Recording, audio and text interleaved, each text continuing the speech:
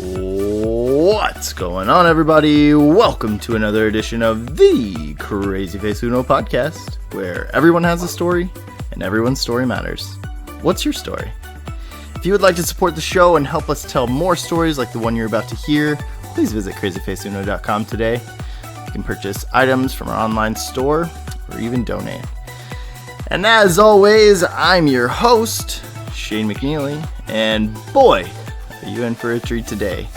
It's my honor and privilege to introduce my guest today, old friend and person I used to coach. His name is Travis Gallinger. What up, Travis? Not too much. How you doing, Shane? I'm doing well, man. Thanks so much for coming on the show. Yeah, thanks for having me. Can't say I ever expected to even be invited to do one of these, so it's pretty interesting. Yeah, well, welcome. You must be hurting for guests, I guess. Guess so. No, it's great. I think it'll be a good time. We caught up for over an hour yesterday, actually. So, and there's just so much to tell. I know, I've reiterated it many times, but I really truly believe that, everyone has a story and that everyone's story matters. And so it'll be fun. We'll have a good time. I look forward to it. Yeah. As I kind of mentioned in my intro, how we first met was I was back in college and I had volunteered to help coach at your high school. And so I would come in a few days a week and you were there, and that's how we first met. Yeah, you would come in and kick my ass. Which you still, you have a little, you got a little, you haven't forgot that, let's say.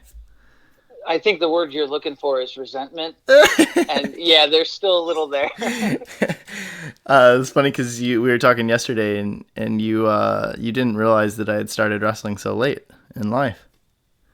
No, I didn't. And the one thing that we spoke of earlier is the wrestling coach was my neighbor when I moved in kindergarten. So yeah. I had literally been wrestling since kindergarten. So I'm glad you failed to mention, or that I didn't know that you had just started wrestling 5 years prior, because I would have been even more pissed. Well, you're welcome, yeah, I guess. For whatever reason, we weren't really intertwined that long, no. Maybe a couple months tops, and yeah. It's one of those, we've always been linked somehow on some social media, and stayed in touch, but never in depth. And then I heard you had a podcast, and I wanted to call and congratulate you, because that's kind of where I'm at in my life right now. And so it ended up here. Yeah, welcome. Yeah. What? Fill us in just kind of on what you're up to these days and what you're currently got going on in your life today. So I think first and foremost, I am a dad. I'm a single dad. I have my daughter half the time, a week on, week off. Cool. I'm currently residing in St. Louis, Missouri, and I am what's called an imagery analyst. Okay. So the way I describe it is it's pretty much Google Earth on steroids. Right. And it's a good job. I have a dog, a red-nosed pit named Rags, who I'm essentially fostering at this point in time because he needs to find a new home. Yeah. But that's pretty much the gist of what goes on in my life, just trying to keep up with the day-to-day and stay afloat.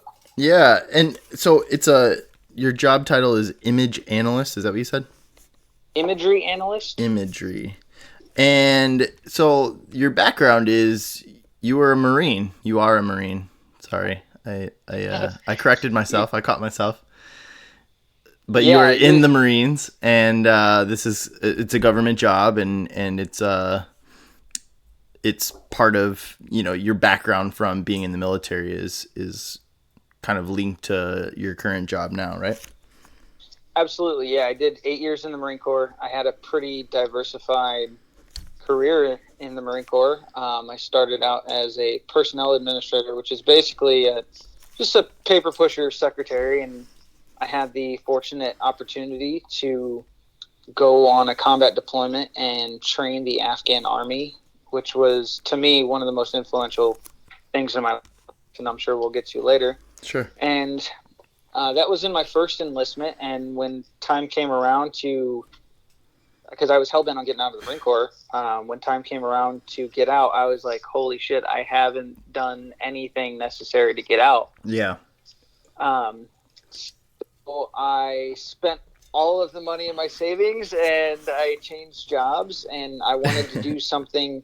My first choice for a new career was going to be EOD, actually.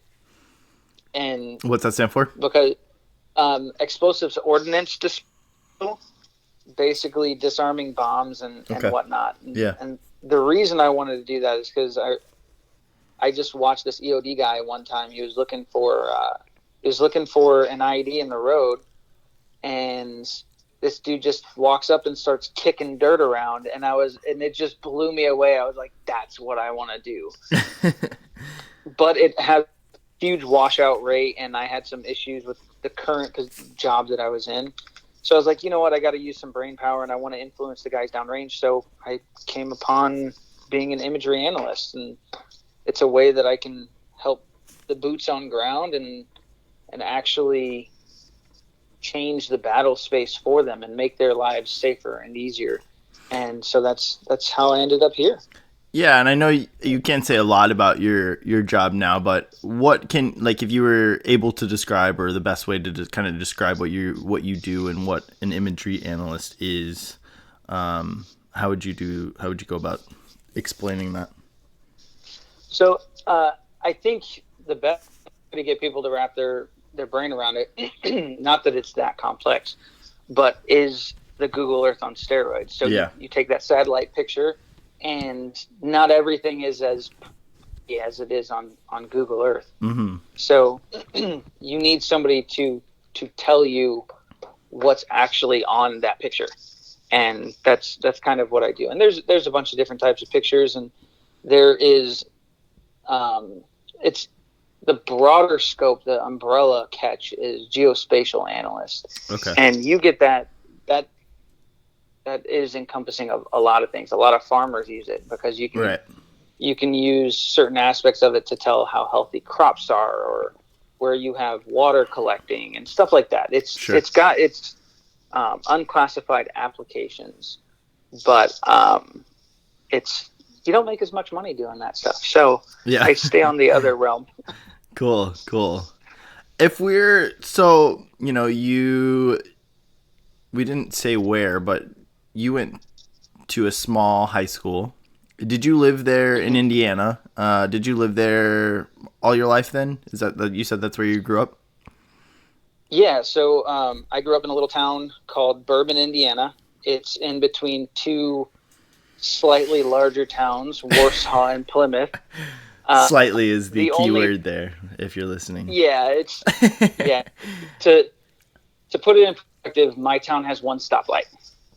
Yep. And Plymouth and Warsaw are substantially larger, but they're still very small towns in the grand scheme of things. So it's about dead center of Indiana, east-west, and it's about 30 miles south of the Michigan border. So, and I grew up there. I lived there since kindergarten, essentially. So nice. I grew up there. I had 1 year in another school system after my parents split up, and I was bullied because I was tiny, and my grades just dropped drastically. So I kind of manipulated the system there and got my way back over to Triton High School. Nice. Triton Middle School. Yeah, you kind of touched on it there, but how would you describe your childhood? Beauty's in the eye of the beholder. So I think for me, my childhood was what I needed, which was rough. It was disciplined. It was full of high expectations, and at the same time, no expectations. And I'll get to that one. But it was, my parents split up when I was in the 4th grade, I think. And I remember before, like, my parents there was just like one year where they just argued a lot. And I don't really recall them arguing too much before then, but they split up, and my mom immediately like moved in with another guy. I remember, I mean, it was only a couple weeks before she moved in with him. They got married shortly after. I liked that dude, and then I absolutely hated that dude because he was a prick. We didn't grow up with a whole lot of money. Yeah. We never needed anything, but it was money was tight the majority of my childhood. Sure. Especially on my mom's side. She busted her ass. She did her best, but she just didn't have a whole lot of job skills. Yeah. On my dad's side, he just worked his ass off, and I mean, we did pretty well over there. I mean, to those standards, we did well for what we needed, which wasn't much, and it was always 4-wheeling and boating, and he liked to do stuff with us a lot. Yeah. And because that's what he grew up doing. So it was one of those where it was hard. A lot was expected of me as the oldest of 2 other boys. Okay. But discipline was always physical, and like I said, for some people that's not good, but for me, I think it helped me out because I'm a tough and resilient individual, and I think that's what I needed growing up. Sure. What were your interests? You said you had started wrestling young, but were you always into athletics and sports, or were there other interests as well? I think cars were probably my first love. Yeah. Hot Wheels? It didn't matter. Hot Wheels, real cars. Yeah. My grandfather, we used to spend a lot of time at my grandfather's shop. He owned a shop when I was younger on my dad's side. And so we were always in the shop, sweeping, playing in Bondo dust. I've got my Hot Wheels cars, playing in the Bondo dust on the floor, or, just sanding a car by hand. And, out playing in the junk cars, acting like I'm driving. So cars, motorcycles, anything with an engine and wheels, I was all about it. Yeah. That was my first love. And I actually only wrestled on and off through elementary. I'd say about half the time in elementary I wrestled. But I wasn't real passionate. I didn't really understand why I was doing it. The next love was probably Taekwondo. I did that for probably 3 or 4 years. Nice. I got 1 belt shy of a black belt, and that's when my parents got divorced, and I had to quit going. Yeah. But it was always sports. I mean, you know how the small town stuff goes. Like, it's not hard to find, a dozen kids to go play kickball or baseball or football or whatever it is, jackpot in the backyard. And so it was always. What is jackpot? And where you've got like a group of kids and one kid plays quarterback and throws it up. And you call out a number. We always call it 500. But jackpot, I've heard it that as well. Yeah. All right. I got you. I'm on the same page now. Generally, there's always something that you like said when you were younger that you wanted to be when you grew up. Do you remember? Was there anything for you? I mean, I don't recall anything in particular specific when I was younger, but I knew in my freshman year, when I watched that Marine climb the side of the cliff and go up and slay the dragon with his sword, as corny as it sounded, I was like... Yeah, like the commercials, huh? Yep, that's it. I'm going to go slay fucking dragons too. So their marketing works. It does, because I think the thing with their marketing, and I could go on this for forever, their marketing targets the people that they know they're different, and those people may not realize they're different, but it just clicks with them. Such as the one they've got out now with the little girl, and she sees somebody getting bullied, and she says, "Hey, stop," and turns to clay. And then she's playing rugby, and she takes a massive hit, and she turns to clay. And it's stuff like that. Like, people don't realize these things, like the toughness and the stuff that they actually have. And for whatever reason and because the Marine Corps market like anybody else. No, well, I should say nobody else markets like the Marine Corps. Yeah. And I knew from there, like, nobody promised me a bed of roses, and some of us are just made to appreciate the suck more than others, and that's what we're masochists. Yeah, for sure.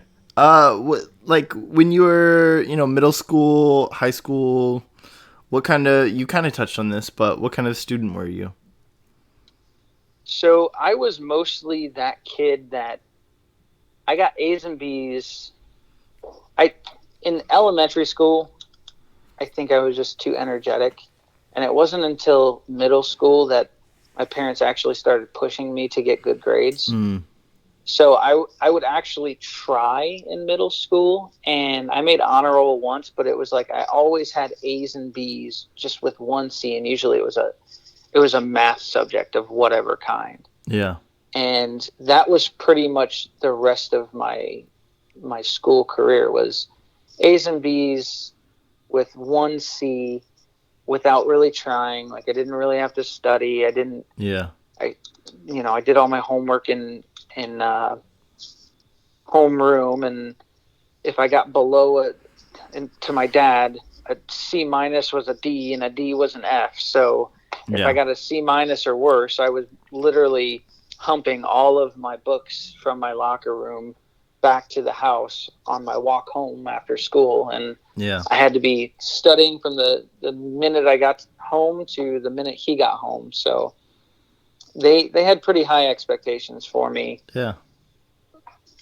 So nice. Nothing too crazy. When was the first time you realized you loved wrestling?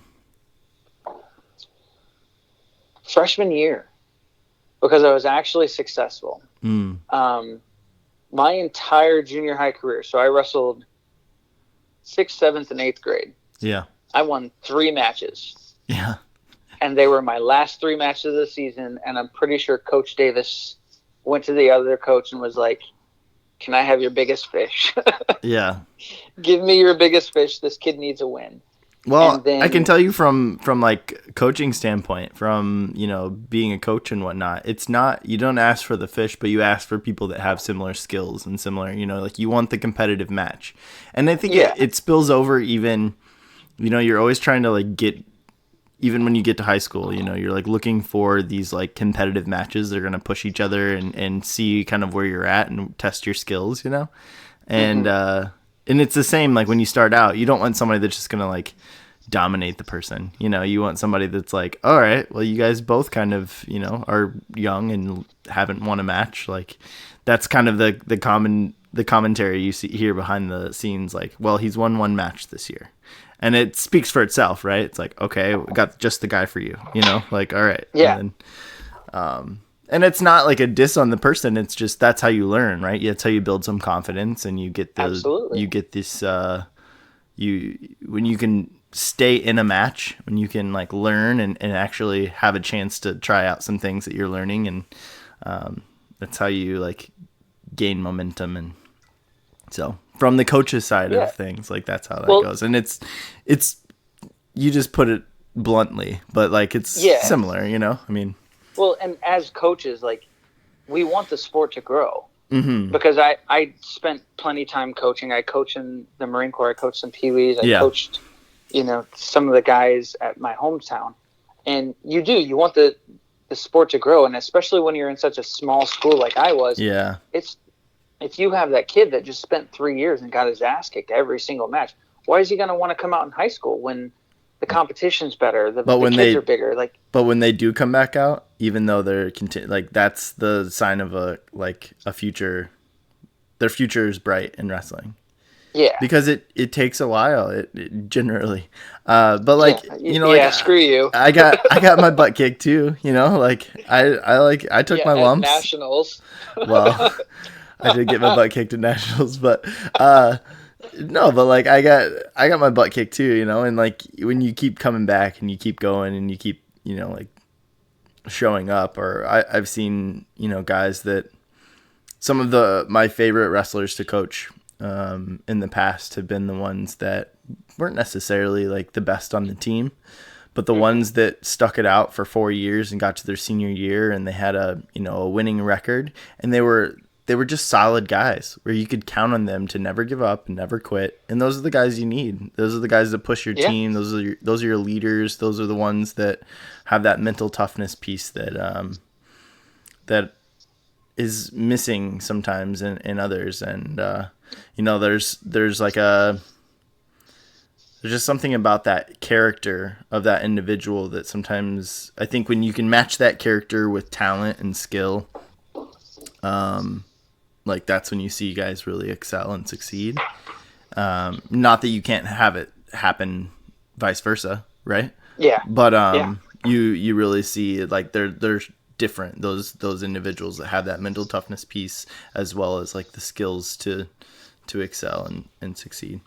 But like, yeah, it's just interesting. Those are some of my favorite people to coach are the ones that just are willing to run through a brick wall if you asked them, and they trust you. And I don't know, it's fun. Yeah, what was your high school career? What did that look like? How would you describe your high school career? After starting off 3 and a million, my high school career was actually, I'd say I was an above average wrestler. Yeah. I think for 1A, I was probably, so my school never sent in our records, so none of us were ever ranked. I'd say I was definitely top 50 probably every year of my career. And I don't know if that's being conservative or, I mean, my friends from high school would tell me that I just sucked. But I never had a losing season. Yeah. And my freshman year was my worst year, and I went just about 500. But it was also one of my most successful years. I went to regionals. Yeah. Got my ass kicked by one of the brothers. Yeah. And and that was actually the year that I was like, hey, this is clicking. I like this. I'm actually decent at this. Yeah.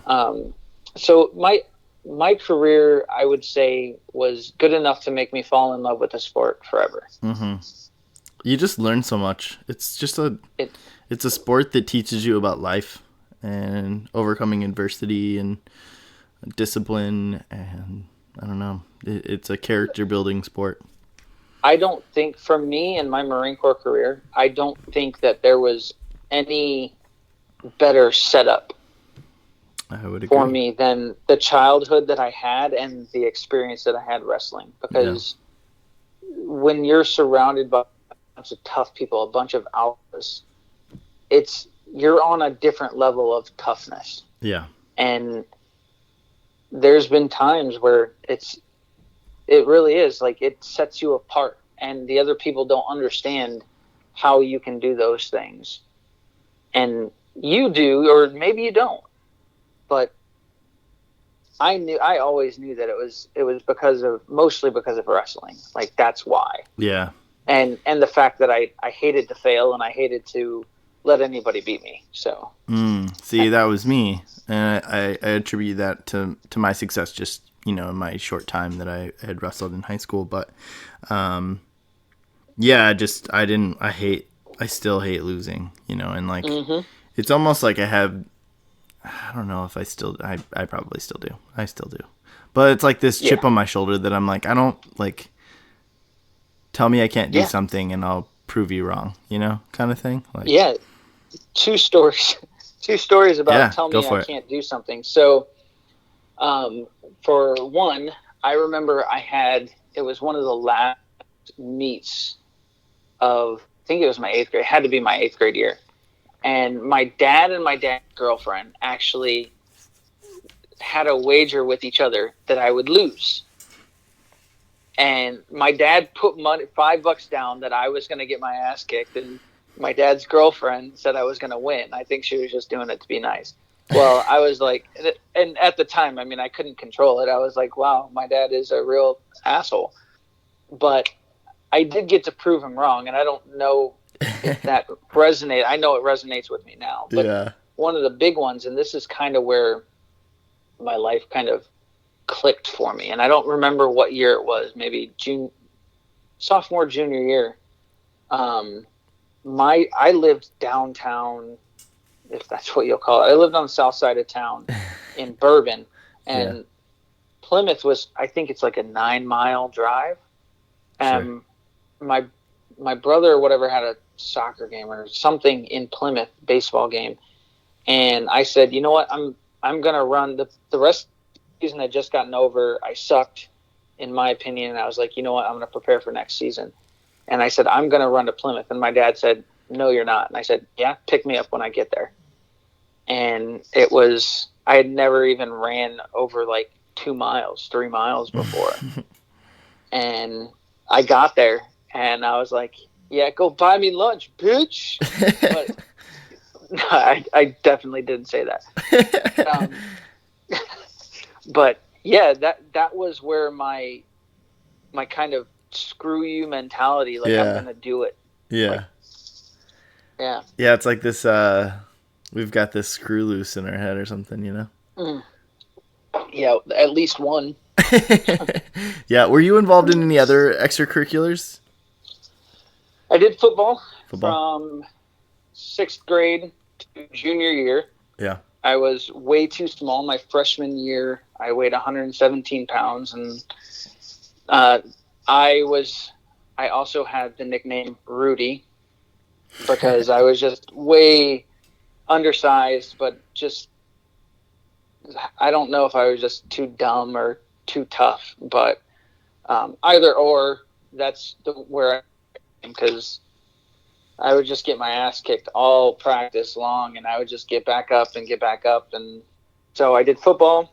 I did track, I think from 7th, 8th grade. I think I just did it in junior high. Yeah. Where I did everything from discus to the mile, which I think I only did the mile in a pinch because I was slow as hell. And I pole vaulted. I think they just felt sorry for me my 8th grade year, and I wanted to try I thought about it. pole vaulting, doing that when I was in high school too. I wanted to play baseball. That was always one that I wanted to do.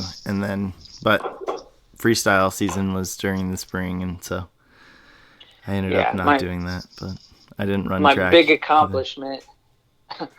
accomplishment in pole vaulting was the conference championships, and we had 3 pole vaulters, and I think the winner, our school took 1, 2, and 3. We had one guy that did like, he almost set like a state record. Nice. And did like 9 foot or something. And then there was the other guy that did like 7 foot, and I did 6'6". So like nice. that was my biggest track accomplishment. 6'6". Awesome. That's cool. That's funny. Nice. So you touched on it. It was your freshman year of high school. You said you had seen the commercial for the Marines, the guy climbing the mountain and then slaying the dragon at the top. Yeah. Was that your first time really thinking about, the Marines, or had you been thinking about like the military in general? Like what all went into that process? I think what that was and it's something that still sticks with me when I go home, is I was so kind of looked down upon in my hometown, or at least that's the way I perceived it. Mm-hmm. Because I was small and I wasn't the greatest athlete, and even my wrestling career, like people started to respect my wrestling, but freshman, sophomore year, I was just a little kid, and I saw that and I was like, that is badass. I'm gonna show everybody that I can go do the baddest thing possible. At least that was my mentality. And so the military, it wasn't even about the military. There was no service country. There was none of that. Like, yeah, it was just, I want to go be the baddest dude possible. sure. And I can show them. So that's kind of where that came from. Okay. And then when did you officially, was it register, sign up, enlist? So halfway through my junior year in high school, the recruiter's sitting there in the cafeteria at his table, and I was like, you know what? I'm going to do it. And I used to sit with what would kind of be like the Bible thumping nerds. Like, we would play games on the weekends, and like, they were all very religious, and I wasn't really raised that way. But kind of the nerdy, we were all athletes in one aspect or another, but none of them, I just was never really like them. Mm-hmm. And I was like, you know what? I'm going to go talk to the recruiter.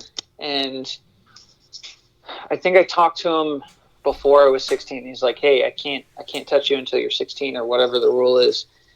And so, like, halfway through my junior year or whatever it was, I was in the DEP program is what they call it. And I don't even remember what the acronym stands for.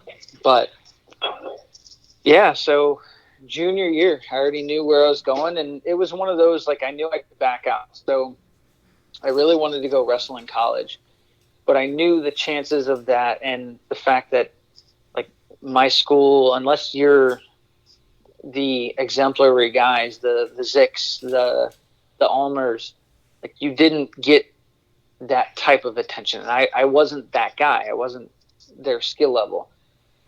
So I kind of just hedged my bets and assumed that I was going to go to the Marine Corps. So I was like, you know what, I'm going to sign up now. And, you know, that's what ended up happening. I didn't get any scholarship offers. And I was like, all right, well, I'll just go to the Marine Corps and pay for my school that way. Yeah. Which I have yet to do. So you graduate high school. Mm-hmm. Yep. And what was that process from there? It was, I think, so you graduate in what, May? Sounds about right. Yeah. I had a job at a printing press. I guess you can call it a factory. And I worked with my best friend, Jason Thompson, who's a little shithead. Or we were both little shitheads, to be honest. And I think the only thing it's I okay. ever did He's was, a Bears fan. Yeah, so am I, asshole. I was trying to have your back there, as you know, in case he is listening. I wanted to give you a little boost on him, but you know, I guess it just was ended up getting you too. Yeah, it did. I'm not a football fan at all anymore after watching this season. I'm watching cricket. There we go. So I got him a job at the printing factory, and I think all I ever actually taught him how to do was not do his job. I don't remember if he quit or got fired, but one or the other. And so I worked there for a couple months and saved up some money, and I was like, you know what? I want to go do something. I want to go see my grandparents. My grandparents lived down in Tennessee at the time. It was over by Gatlinburg and Pigeon Forge. Sure. It was a town called Kodiak. And I was like, you know what? I'm going to get on a Greyhound bus, and I'm going to go visit them for a week and a half, because she was a big part of my life growing up. Mm-hmm. And probably one of the worst experiences I had in my life, because I don't know if you've ever taken a Greyhound bus anywhere, but it's miserable. Yeah, they're not super comfortable, and especially that far of a distance. Yeah. So I went down there for like a week and a half, and by September, I think September 1st is when I flew out on September 4th. September 5th, I was standing on the yellow footprints, which is they pick you up from the terminal in San Diego, and they put you on a bus. You drive over to the depot, the base, and you line up on. They have yellow footprints that are all in formation that are painted on the ground. Mm-hmm. And you put your you put your feet on the yellow footprints, and that's kind of when shit got real. Yeah. And and they keep you up for almost like 48 hours straight. So just straight from the time you get there. Yeah, pretty much. Wow. And what was that like? What was that like do you remember the first 48 hours? Like, I remember, so contrary to my personality, I was quiet and observant, and I think I played some pool in the terminal, because they have a terminal right there it's called the USO, and they've got entertainment, stuff like that, TVs, food, snacks, and I was just relaxed. Like, I didn't really talk to anybody. I just BS'd a little bit and whatnot. And I just took everything in stride. Like, I just did what they told me to, and spoke when spoken to, yelled when asked to yell. And it was crazy, because it was like, damn, this is real. And yeah, I think the call to my mom, because they put you on this payphone and they say, call whoever, and you've got this piece of paper taped to the wall, and it tells you exactly what to say. And I got my mom's voicemail, of course. So I left her the message, and then the rest of the night and the next day are just them pretty much messing with you. Like, you're getting your camis, you're getting, whatever else you need and stuff like that. And you have no idea what's actually going on. You're just running everywhere. They're making things chaotic, and you just do what you're told. Like, what's the phone call? What is that? Just like telling them that you're okay and that you're like not going to be talking to them, or like what's that all about? It's something along the lines of, this is your son Travis. I just wanted to call and let you know that I made it to Marine Corps Recruit Training Depot, San Diego, and I will write you a letter as soon as I can. Don't expect a phone call for, whatever. And it's just a general, I'm here, I'm safe. Gotcha. Which is pretty considerate, considering it's the Marine Corps. So the first 48 hours, you said it's just following orders, essentially, and you're just running around and doing whatever they tell you to do. And is it pretty physical, or is it just a mental game?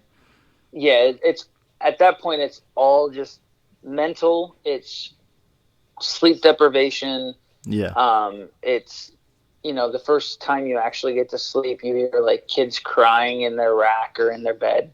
And, you hear them crying, and some of them will, really? I shouldn't have left. And yeah, it's kids that have probably never been stressed ever in their life. Gotcha. And I'm not saying I was like, oh, this is easy, but I was like, this is kind of what I expected. Like, yeah, I expected to be screwed with. I expected it to be exhausting. So it wasn't anything that surprised me, to be honest. So then what happens after that? Then it's just boot camp. Boot camp is just, everything is extremely regimented. Mm-hmm. You wake up at this time. They have everything planned out. They do as much to...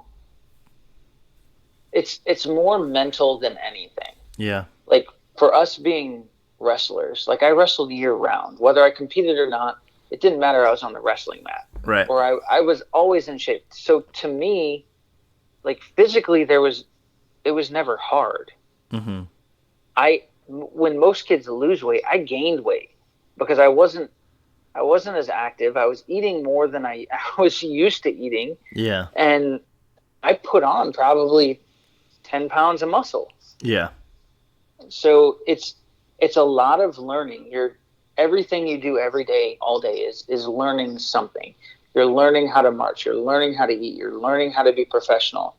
You're learning how to take orders and be a follower. Everything is learning. And the way they put it, because at one point in time, I wanted to be a drill instructor. Mm-hmm. They want to break you down to you're no one. I don't care if you were the Prince of freaking Zimbabwe. You're no one now. You are recruit whoever. You're recruit Gallinger now. You don't matter to anyone. I don't care if you're the CEO of a Fortune 500 company. Doesn't matter. Yeah. you can be 18 or 28. Like, and that's the thing, is that's the cool part, which I had learned from an early age, that you can learn anything from anyone. When I had like a 7-year-old kick me in the eye while putting me in an arm bar at a wrestling meet. Yeah. So it was easy for me to just shut up and accept the things. And you have two options. Like, you're loud and you make a name for yourself, and maybe you get put into a leadership position within the platoon, or you shut up and you follow orders and you just be a good recruit and make your life easy. And typically I try to just shut up and make my life easy and just get by, because it's 3 months of mind games, essentially. Yeah. I know we've talked a little bit and you've kind of mentioned it a little bit, but did you like the structure of that, or like the regimented part? Or was There's absolutely nothing to like about boot camp. Okay. Like, It all sucks. Yeah. You're around 100 other dudes 24/7. You're getting yelled at half the day, all the time. You stink. Even your shower time, we would have what's called a wagon wheel shower time, which is literally like the whole platoon, which at one point in time was like 100 dudes when we started. You just file in. You have 2 showers, like gym showers. So all your shower heads are on the outside. Yeah. And they turn all the showers on, and you literally just walk underneath all the showers. And within those 2 shower rooms, you have to be, I guess maybe it was 1, but you have to be showered. Yeah. So wash your hair, wash your body, get out. And so there's nothing to like about boot camp. Yeah. Gotcha. So you graduate boot camp, and what was next for you? Next, it's Marine Corps combat training. Well, technically, you go on leave. You go on boot leave, and I was right there. I graduated. Actually, I graduated September 5th. I didn't hit the depot September 5th. My bad. So I graduated September 5th. I had some long leave. I went on leave. I had MCT, which is Marine Corps combat training. Yeah. Where basically every Marine is a rifleman, so they try to teach you simple rifleman things. Like, you're not actually a rifleman, but you get to shoot different weapons and play with communications stuff, radios and whatnot. And was that something you got to choose, or was that something? No, I think it's like 6 weeks of just combat training, getting forced it's just down something your throat. that everybody does. Yes. Gotcha. Yeah. Well, everybody that's not infantry. If you're infantry, then you go to a legitimate infantry school, or if you're combat. How do they choose who that is, or is there like tests? So you sign up. Typically, you sign up. So there's 2 things you can do when you get into the Marine Corps. You can sign up to do a specific job, and if that job is available, then you can go do that job. If not, you choose another one. Or you choose an open contract, which is you're going to go wherever the Marine Corps needs you to go, whatever job that is, as long as your ASVAB score, which is the test you take to get into the military, and is standard across all military branches. Yeah. Whatever job you can get into. Gotcha. So if you choose any combat MOS, so you're talking, I think, like, you're talking infantry, artillery, mortarmen, anything where you have the potential to be on the front lines. I think even tanks might go through it. No, because I had a tanker guy in my MCT. So, yeah, that's when you go to that. And that's a more extensive, obviously, long-term training. I think that's a couple months. But MCT is pretty quick. But I think it was worse than boot camp, because it was just, you had more freedom, but they were bigger assholes to us, because I don't think the instructors wanted to be there. So, yeah. And then, so after that, what do you do after that? After that, I graduated. I think I graduated right around Christmas. So I had some extended leave. Nice. So did you get to go home for that then? Or? Yes, I went home. I went on recruiter's duty, which I was my recruiter's bitch and did whatever he didn't want to do. Go to this school today. Go try to get people to sign up. Do this, do that. You're this brand new Marine, you think, oh, I look badass in these blues. I'm going to pull all the women here. And yeah, you don't. I wasn't that way, acne ridden and just tiny. Do you get paid through that? Yeah. So okay. So you come out like you have some money then. Yeah, you're making money from the day you step on the depot. Okay. So you're getting paid at X amount. Now it's not much. Yeah. As a PFC, you're making. But you're not spending anything. So. Yeah, you're not spending anything. As a PFC, you're making like $1,200 maybe. Yeah. As a private first class, so you're not making much, but yeah. So you are making money, but it's not much at all. Sure. And from there, I went to my administrative school, which was in, and all my training previously was on Camp Pendleton or San Diego. So I was in San Diego County the whole time. From there, I went to my administrative school, which was in Camp Lejeune, North Carolina. That was pretty miserable. Is that something everybody does as well? No, this was specific to my job. Okay. Because I was a personnel administrator, and like I said before, it's pretty much a secretary. Yeah. Do you apply for that? Like, how do you get that job? No, it was one of those. So the way I got suckered into it, and the way the Marine Corps is genius with how they get smart people to do this job. Because typically this is one of those jobs, like it does not require a high ASVAB score. Okay. I scored high on the ASVAB. But the way they get you is they get these kids that say, hey, I want to go to the Marine Corps and be a lawyer, but I don't have a degree. And they're like, oh, look at this. We have this thing called a legal admin option. Mm. So you kind of get your foot wet. Well, so you think. Ah. Well, the thing is there's two different types of, at the time there are three different types of administrators, but there's two different types of administrators. You have legal admin clerks, which only do legal stuff, but at the same time, you're just like a legal clerk. Like, you don't actually do anything. Yeah. You just push papers for the attorney. Then you have the general personnel admin, which deals with everything from, you might get to do some legal stuff. You might have to print out awards. You might have to print out promotion papers, or just do papers for this guy's going over here, this guy is getting married, and you're just a secretary. Mm-hmm. So that's how they got me with that. So that was another specific one that I signed up for. Gotcha. And that class was pretty useless, to be completely honest. And that was probably 2 or 3 months I was on that base. And so how long have you been into the military to this point? 6-7 months maybe. Okay, so still within your first year. Yes, absolutely. Gotcha. And then is it when you sign up, is it contractually for 2 years, or what's that look like? So the typical contract is 4 years active duty, 4 years reserve duty. There are other branches of the military that will do something like a 3-year active duty, 5-year inactive or reservist. So those are the two typical contracts. In the Marine Corps, there's pretty much the only thing I've ever heard of is 4 on, 4 off. Okay. So you've got a 4-year contract. Gotcha. I hit what we call the fleet in October. Nope.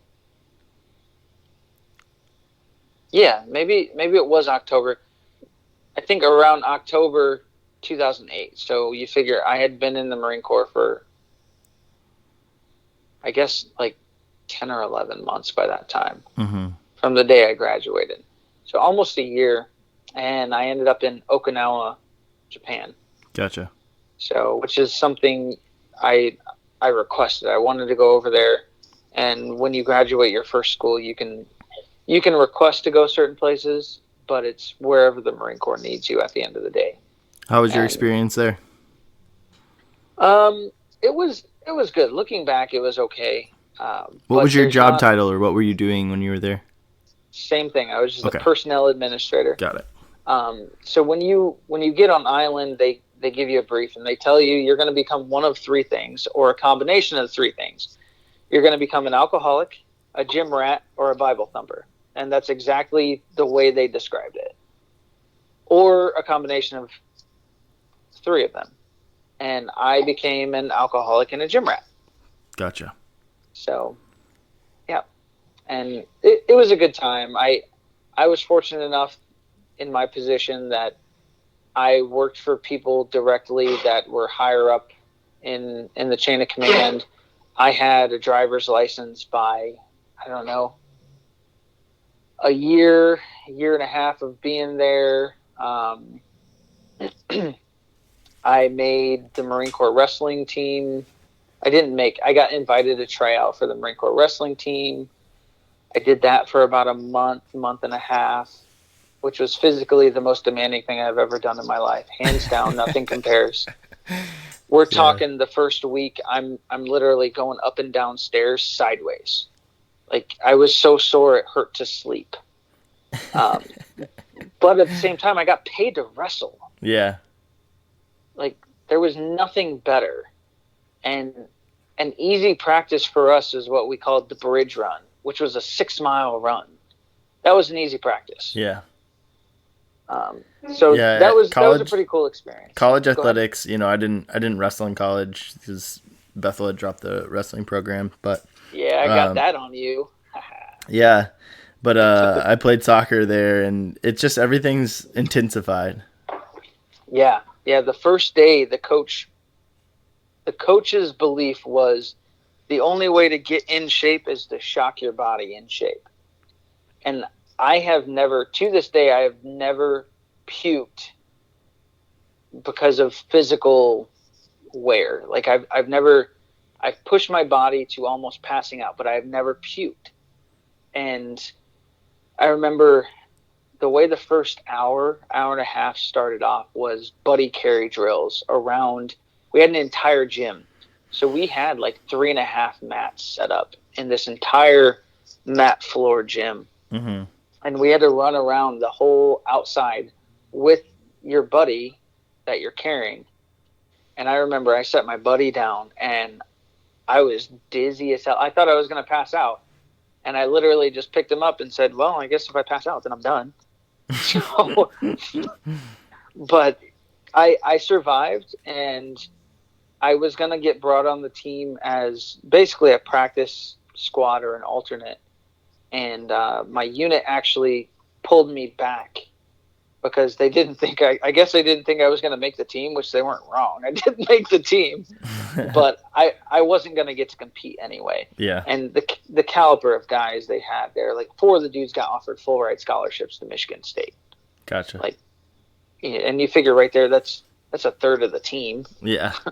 So way beyond my skill level. Sure. So this is still all in Japan? Yeah, that's all within the first, I don't know, year and a half. Yeah. How long were you there? I guess that was my next question. In total, not counting like the deployment and everything, I was there 3.5 years. In Japan? Yes. Oh, wow. Nice. And were you doing the same job the whole time? With the exception, so about half the time I was actually stationed in Japan. About half the time I was training to deploy or on deployment. Okay. So I've only spent about a year and a half total on island. Okay. Because go ahead. Did you obviously you like Japan because you stuck around a little bit, right? So as a single Marine, your orders overseas are always 2 years. Mm-hmm. So I was coming up on my year and a half when I got this deployment opportunity, and you have the option to extend. So you can extend a year or 18 months or whatever it may be mm-hmm. to stay on island. And it's the Marine Corps. So if your reason for extending on island is to deploy, the Marine Corps is like, well, hell yeah. And it saves the Marine Corps money. And when you're the smallest branch in the military, they're all about saving money. Yeah. So the Marines are the smallest branch? Yeah. I didn't know that. Yeah, I think we're only at, the last I saw, and this is old data, but we were only 180,000 people. Gotcha. Yeah, I didn't know that. I would have thought that you were bigger. Marines were bigger. Nope. Interesting. That's not counting the Coast Guard. I don't know, I don't. Yeah, it's just Coast they're Guard. Probably smaller. Puddle jumpers. So you pretty much spent your, all 4 years, your first 4 years, outside of basic training and whatnot, but then the 3 years after that. So you completed your first 4 years basically in Japan. Yeah, when I got back from deployment, I actually re-enlisted in Japan. Gotcha. So after those, 4 years, you just kind of touched on it. You got deployed, but did that come next, or what was after that? So it was a couple months before my rotation date, and that's what we call when your tour in that location is over, we call it a rotation date. So a couple months prior, I had been passed up for a deployment opportunity, and I was pretty pissed off, and my lieutenant knew about it. Mm-hmm. So I get called into her office one day, and I was so pissed off that, I told you I worked for some high-ranking individuals. They were sitting there trying to figure out, they were going to hook me up. Where do you want to go? Name the place. Mm-hmm. As long as it's not overseas again. It had to be stateside somewhere. What's the draw? What was your draw to be deployed somewhere? Or what? Why is that something that you wanted? That's why you joined the Marine Corps. And in my opinion, you joined the Marine Corps to deploy. Okay. And the way the personnel administration was sold to me is that I would still get to do Marine Corps shit. Mm-hmm. I would still get to go blow stuff up. I would still go get to shoot at people. That's what I wanted to do. I wanted to be reconnaissance, but I knew my mom didn't want me to be. So I changed. My recruiter was good at his job. He was an asshole. And sold me the personnel administration aspect by telling me I'm still going to get to deploy. I'm still going to go get to do all this cool stuff, not knowing that I was actually going to get to go do that stuff. Mm-hmm. So one day my lieutenant, my boss, calls me into her office, and she's like, well, I have a couple opportunities for you. One is you can deploy and go do your job. I was like, okay, well, what's the other opportunity? And she's like, 2, you can deploy on what is called an embedded training team, and you can go to Afghanistan on a combat deployment and go train the Afghan army. I was like, why did you even ask me the question? I literally told her that. I said, why did you ask me that? You know exactly what I'm going to say. And she's like, okay, well, you're on the team as an alternate. And I said, right then and there, I won't be by the time training's over. Yeah. And so I couldn't even tell you what month in 2009 we started training. This is 2009. Yeah, this is still 2009. Where was your training at? It started out in Okinawa. Okay. We did a lot of workups there, and I got some amazing training. We're talking everybody from people that study IEDs for their job, people that study the culture. We had interpreters. We had people that lived and grew up in Afghanistan come train us. We had FBI agents, people that work for the FBI come and break things down to us in spectacular ways and in ways that I'll never forget. Things like what a sacrificial room looks like when they cut dudes' heads off or people's heads off, they set things up a certain way.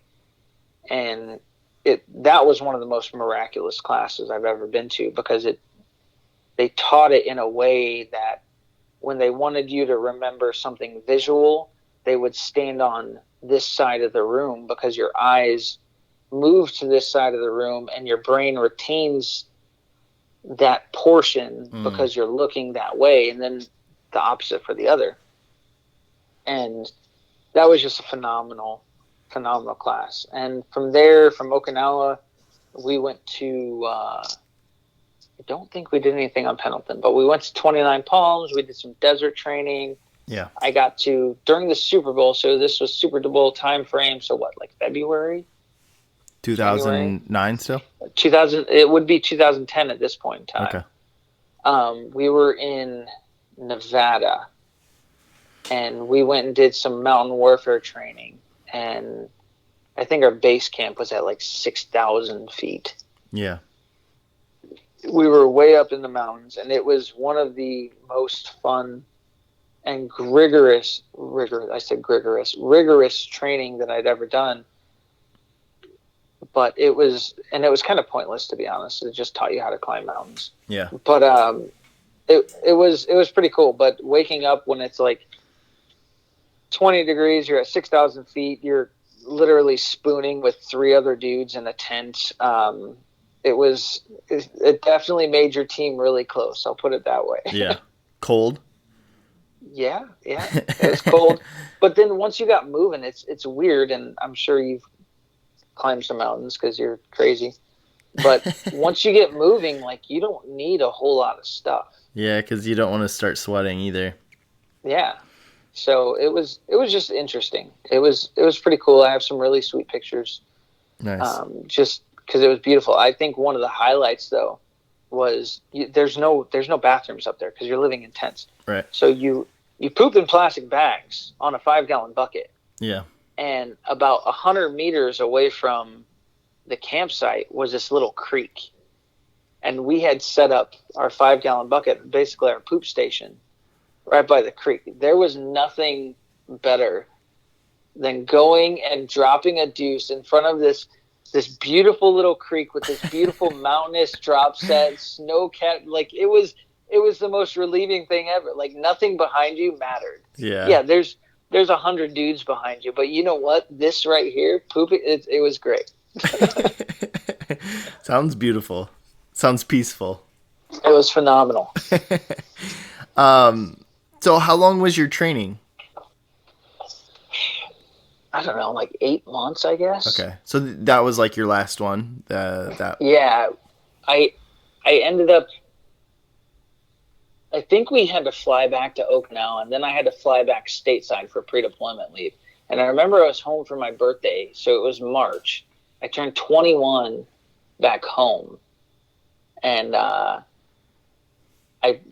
think by the time I turned 21, I think it was like a week before or a week after that I was flying over to Afghanistan.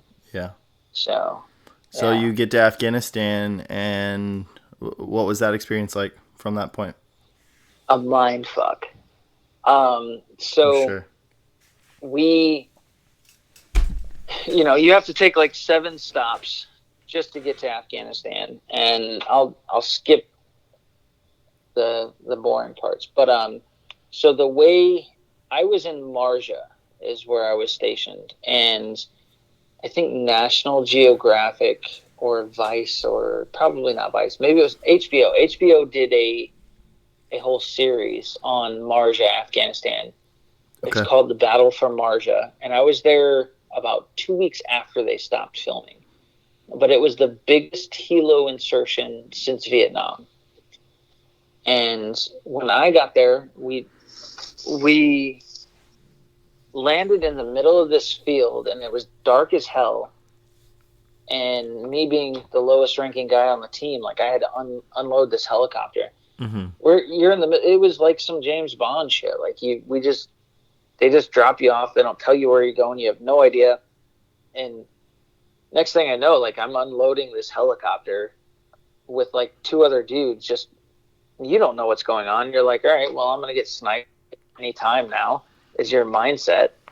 Yeah. And that's kind of how that all started. And we sat around a base for a couple days and figured out where everybody was going. And eventually we got to our COP, which is the company outpost. Yeah. And it was called COP Turbet. And if anybody watches the documentary. Cop Trebet is where they actually filmed, and the reason they named it Cop Trebet is because they had a guy with the last name Trebet. He, on one of the first couple days of the invasion, he ended up, I'm not sure if he got shot or not, but because I wasn't there, but so they named the base after him.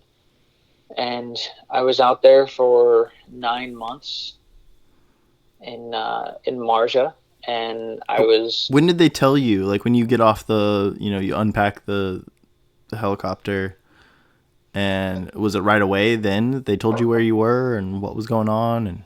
But when was that? What was that experience like? I mean, I knew before we even shipped out that we were going to Marja, Afghanistan. I didn't tell anybody because I knew that in 2010, National Geographic had labeled Marja, Afghanistan the number one most dangerous place in the world. I wasn't going to tell my family that. Yeah. I didn't tell them where I was going. So they told you before, or you just guessed, or okay, gotcha. Yeah, we knew, and because originally I was supposed to go. I was one of the teams that was going to replace the teams that Dakota Myers was on. Okay. And Dakota Myers is a Medal of Honor recipient. There was some really unfortunate events that happened up there, and we were in 29 Palms, and we had some high-ranking people come down and tell us that we straight up weren't deploying. So they had to change our whole deployment because they weren't send us to that place anymore because it was not a place they wanted to send Marines. Was that in the valley or that little? Yeah. Okay. Yeah. So if you've seen Restrepo. Yeah, I think I have. Yeah. Restrepo's up in that area. It's northern Afghanistan where you were mountains. Yeah, like the base was down, like there wasn't like a safe place to be, right? Yeah. Yeah. Okay. Gotcha. That's where I was supposed to be.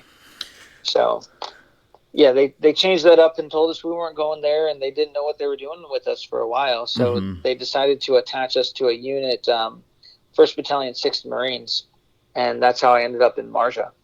Gotcha. So the goal was to take the 215th Corps Afghan Army and train them. That was my whole job, go on patrols with them, live with them, train them how to do simple infantry things. Yeah. And that's what we did, and I made some really good friends out there with them. Yeah. Yeah, that's when you spend that much time with people, whether it's your American comrades or, the people you were training, I mean, you're bound to like make some really good relationships and friendships and build just a strong bond with those people. Yeah, it was fantastic. Just learning about their culture in general. It's the what did you learn? What did you learn most about their culture? What are a few things that you like took from, learned about their culture, I guess? For one, at the end of the day, I really learned to practice the phrase "to each his own," because at the end of the day, we're all people. Yeah. And what I learned from them was, as Muslims, honestly, they're probably more giving and more understanding than any other religion I've ever been with. Yeah. They were absolutely fantastic.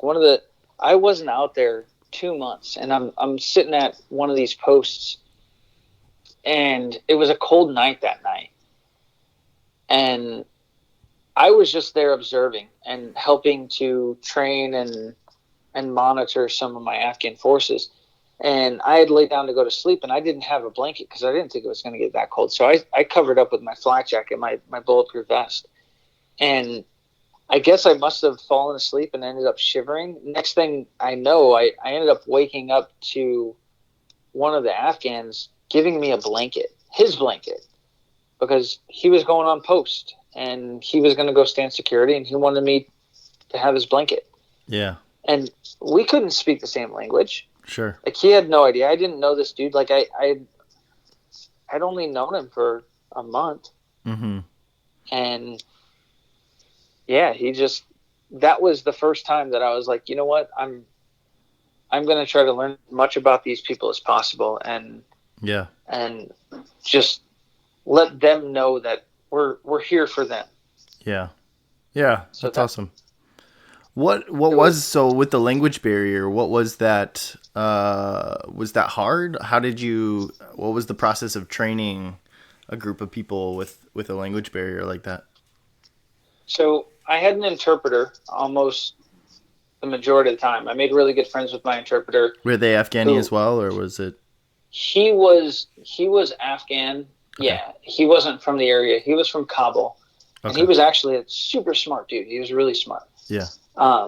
But by the end of my tour, he said that I knew enough Pashto and Dari, which is two different dialects, mm-hmm. that I didn't need an interpreter to get through basic conversation. Sure. So I picked up on the language really quick because I wanted to. I wanted to make those connections and be close with those guys. Well, and that had to go a long way too.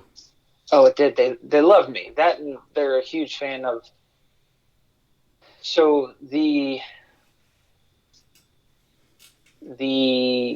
common perception and maybe misconception of like the whole gay thing. Yeah. That there is some truth to that. And I was this not tiny, I was 150 pounds, blonde-haired, blue-eyed dude. And not only did they respect me, but they thought I was pretty attractive too. So I had no problems making friends. Cool. Nice. Yeah. Did I lost my train of thought. Sorry. I had a question. We'll shift gears. So what was when you're talking about training, what does that look like? What kind of training are you providing? Is this just is this like you're training people like you once were, like just brand new enlistees? Okay. Pretty much. We're training them from everything from how to clean their weapon to how to go on patrol to how to perform a single day operation, a raid package, to a multi-day operation, to logistics, to how to get your vehicle fixed. You're literally every single facet, mm-hmm. To include just being clean and how to maintain a base. Yeah. Like everything. And communication, driving, every single thing you can imagine. Yeah. So where you guys were at, what was your, you'd mentioned that it was risky or it was dangerous there, but what was your level of danger, I guess, at that time? So for me, we went on a patrol just about every day, and the deployment started out kind of slow, but the Taliban at the time knew when new units was getting in. So when a new unit would get in, they would test that unit. Mm. And so by the time I had gotten to Marja, they had already tested that unit. They already knew, so it was pretty slow. I didn't get shot at for the first 3 months. By the time I had gotten shot at, there was already a new unit starting to integrate itself into my position. So it took me about 3 months until I started to get shot at, and they pretty much tested us. I probably got shot at least once a week from then on out for the next 6 months. When that first time happened, can you ever be prepared for that moment? What's that feeling like? It's got to be everything. Time stands still. Yeah. So your first time, at least for me, the first thing I did was drop down to the ground. And fortunately, I was kind of already sitting there. Yeah. And it was funny because we're sitting in this little ditch, and I knew we were in a vulnerable position. And I looked over at the new guy from the new unit, and I said, watch, this is where we get shot at. Not having been shot at myself, but I just knew. I'd been out enough. I'd seen the scouts enough. I knew when it was going to happen. And lo and behold, like 30 seconds later, we start getting shot at. Mm-hmm. And the first thing you do, like, even though I had great defilade, I had great cover, I dropped down to laying down. And it felt like I was down there for a while. Yeah. But I know that in real time, it couldn't have been more than a couple seconds before I popped up, tried to acquire a target, and started returning fire. Yeah. So there's nothing else that compares. Like, I've never jumped out of an airplane, but I've gone fast in cars. I've done stupid things, and there is no adrenaline rush like that. Mm-hmm. And I've got this big grin on my face because, as you said, screws are loose. There's just nothing like it. And it's, granted, that one, nothing serious. Well, it did. Something happened later on. But at that point in time, like, it's kind of indescribable. Like, it's the biggest adrenaline rush that I've had. Yeah. Travis, I know we've talked a little bit. Like I said, we talked for about an hour yesterday, and I know that there's a lot more to your story and some more things that you wanted to share. We're getting to that 75 minute. We just passed 75 minutes. Are you on a time frame? Do you have a time crunch here? Do you want to keep talking?